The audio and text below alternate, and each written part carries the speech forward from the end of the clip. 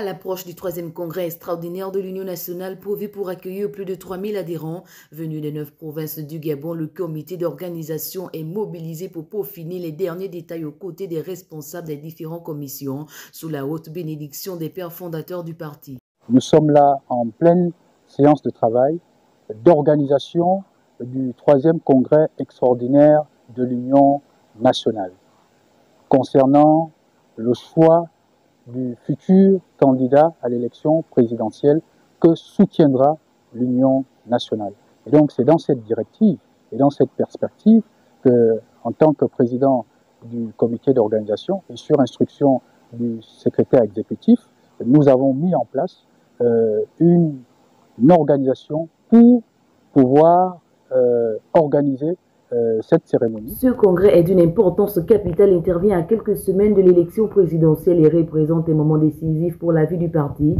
En effet, au cours de ce grand rendez-vous, l'Union nationale devra faire le choix de son futur candidat, marquant ainsi sa position sur l'échiquier politique national.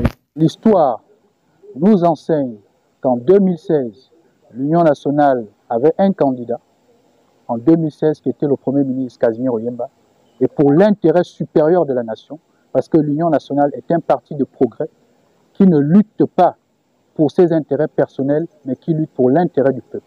Et pour l'intérêt du peuple, en 2016, l'Union nationale, qui avait son candidat, avait choisi de soutenir le candidat qui avait été retenu par la Commission.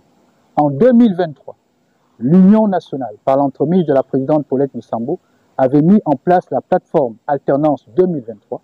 L'Union nationale avait désigné sa candidate lors du congrès du 20 mai 2023 à OIM, où votre humble serviteur, j'étais le président du comité d'organisation. Et après ce congrès, et dans l'intérêt supérieur de la nation, et pour le bien de tous les Gabonais qui aspiraient et qui aspirent toujours au changement, l'Union nationale a encore fait le choix, n'est-ce pas, de s'aligner autour du candidat qui avait été choisi, donc celui de Dossa. Donc, c'est dans cette même logique que pour l'élection présidentielle du 12 avril 2025, l'Union nationale soutiendra le candidat qui est celui qui va apporter le changement dans notre pays, le Gabon, celui qui va travailler à la construction d'un Gabon pour tous. Tout en invitant les militants et militantes et sympathisants à se déplacer massivement, Serge Zango a rappelé que l'Union nationale est un soutien indéfectible du comité pour la transition et la restauration des institutions CTRI.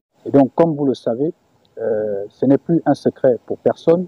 L'Union nationale est un soutien du CTRI et l'Union nationale soutient le CTRI parce que le rôle des politiques est de travailler à l'amélioration significative des conditions de vie des populations. Et donc, nous invitons tous les militants de l'Union nationale du Grand Libreville à se rendre massivement, n'est-ce pas, au stade d'Angoundjé le samedi 15 mars afin de venir avec les responsables et le directoire de l'Union nationale contribuer, n'est-ce pas, au choix qui sera un choix historique, celui du choix du futur candidat à l'élection présidentielle, donc du Gabon, l'élection du 12 avril 2025. Créée en 2010, l'Union nationale fait partie aujourd'hui des partis politiques considérés sur le paysage politique gabonais.